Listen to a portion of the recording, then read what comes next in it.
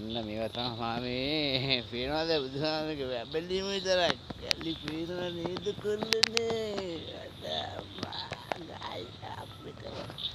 වැදි රෝඩ් දෙකක් විතර දාගෙන තියෙනවා. මම විශේෂයෙන්ම මේවා පෙන්නන්නේ මගේ නිවස. මම හැමදේම නිවසේ වීඩියෝස් දානවා. හැමදේම දානවා. මට විශ්වාස වෙන්නේ මේ බුදුහාමුදුරුවෝ පමණ වෙන්න අපේ බුදුන් අපි අද නිර්මාණ. ඒ වගේම වැලි කොට දාන්න නෙමෙයි ආන් බලන්න ලස්සන ලබා දුන්නා මට වැලි ටික මගේ කුඹුරට. හොරබරු නැතුව ශ්‍රද්ධාවෙන් ජීවත් වෙන අපිට ඉතින් සියල්ලම ලැබුණා කියලා අපි හිතනවා යාළුවනේ.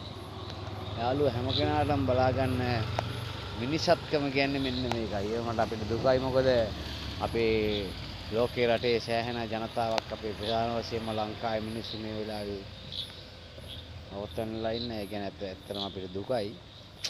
ඒ කනගාටුවත් මේ මොහොතේ ප්‍රකාශ කරනවා. ඉතින් අදට අපි සම්මු ගන්න බලමු හිට වෙනකොට මට මේ පොන්නන්න තියෙනවා විශේෂයෙන්ම ප්‍රාදේශීය ලේකම් පොලිසිය මේ සියලු දෙනාම දැනුවත් කරන්න ඕනේ. දැනුවත් කරලා තමයි අපි සාධාරණ විදිහට අපේ ගමන අපි යන්න තමයි ප්ලෑන් කරන්නේ. එහෙනම් ජය වේවා කියන සියලු දෙනාට.